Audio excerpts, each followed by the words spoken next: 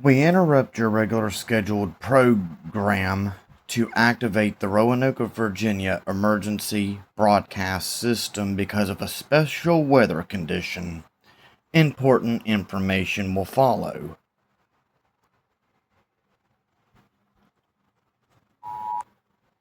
Move.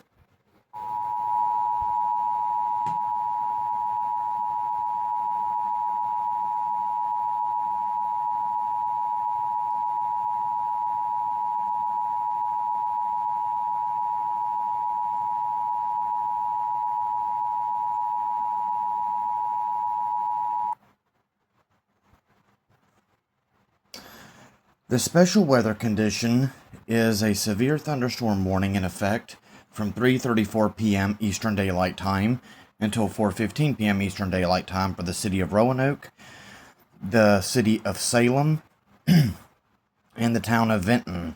Persons in this area should seek shelter inside of a building. The National Weather Service radar also indicates that the storm will be filled with heavy rain, a lot of cloud to ground lightning. This is Larry Proctor, the emergency broadcast system operator. This concludes operations under the emergency broadcast system.